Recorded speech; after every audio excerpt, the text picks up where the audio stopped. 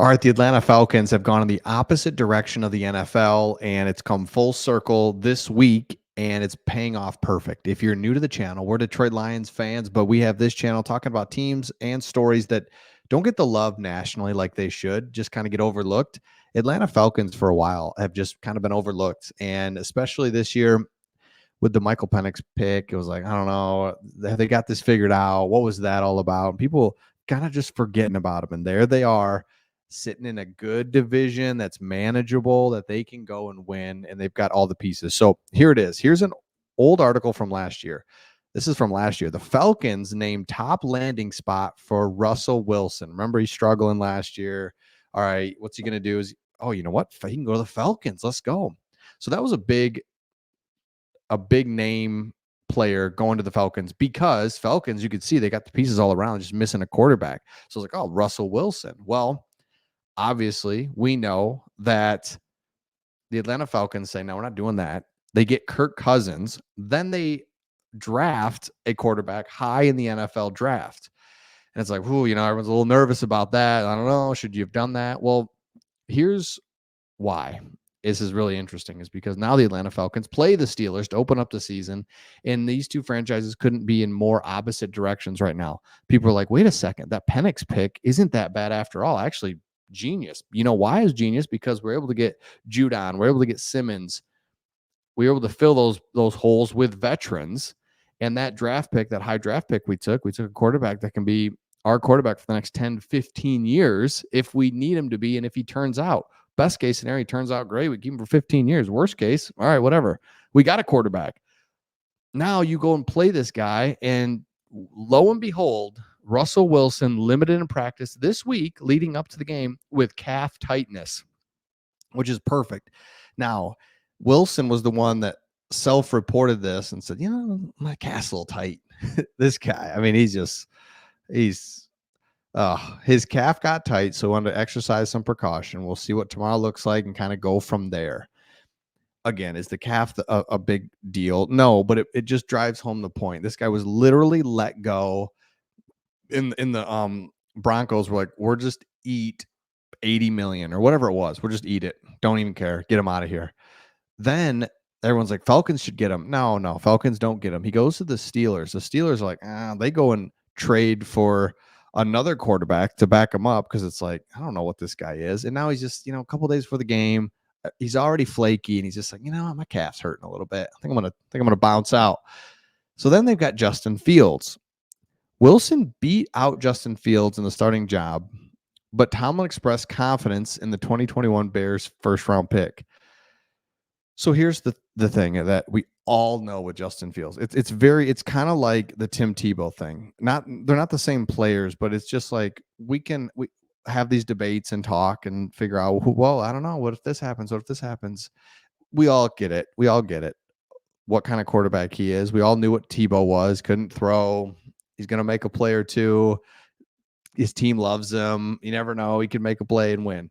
Justin Fields can't throw. He's exciting as can be, but at the end of the day, throughout the course of a full game, those 3 or 4 electric plays, they don't do it, and it's just not enough. And you got to be able to throw it, got to be able to read defenses, got to make plays. So we just know it. Like, he's not any good. So if you're an Atlanta Falcons fan, you just now, A, you didn't get that mess, but B, you get to go up against it. And it just seems like a great week 1 matchup where you can get the victory, move on 1-0. It'd be hard pressed to just find that you just lose this game. Again, offensively, you've got playmakers all over the place, wide receiver, running back, tight end. Now you add a veteran good quarterback. But I think most importantly, if you're an Atlanta Falcons fan, is defensively, you got to be super excited too. You still have one of the best safeties out there. Here's Jesse Bates. I found this clip, and it's just perfect. I mean, he's got the ability to look, find, read, and go. So here it is. Ball's on the 12-yard line. Derek Carr's looking. As soon as he locks in right here, Bates just leaves his post, and he's like, I'm going to go get this one. Comes flying out of nowhere. Complete game changer. Pick 6. They go in from to score to Falcons get it. This is huge. Here's another one. This might be the same one. No, this is a different one. You could see how you've got Grady Jarrett, which I love, right? But then also, boom, punch out. Man, he's just really good. And it's so nice to have a guy that's really good on all levels. Great tackler. Love that dude. So you've got Jesse Bates, you've got Simmons, Judon, Grady Jarrett, like every level covered, covered, covered, covered. That's defensively. And you have a defensive minded head coach in Raheem Morris, who is just a culture guy. Guys love him. Like, who just doesn't like him? You know what I mean? So I love that. So my prediction for this game, and let me know your thoughts. Let me know your predictions down in the comments. I think it's Atlanta Falcons 24, Steelers 17. Because you look at the Steelers the last few years, they just don't even have an offensive line.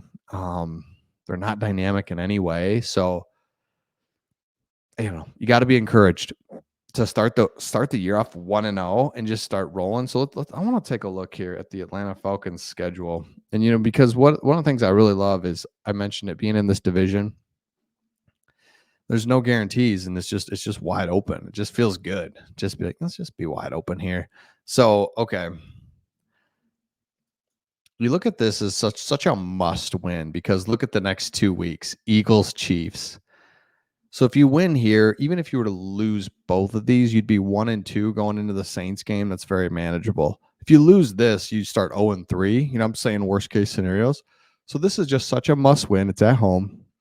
Go shock the world against the Eagles. This Chiefs, that'll be rocking if you can win a couple here.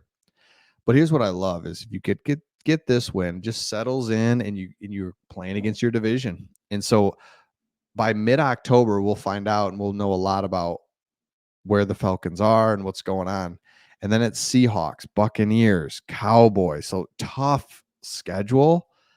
Saints again, Broncos, and it starts to level off here for a couple weeks, which is nice. Broncos, Chargers, Vikings, Raiders, nice, manageable.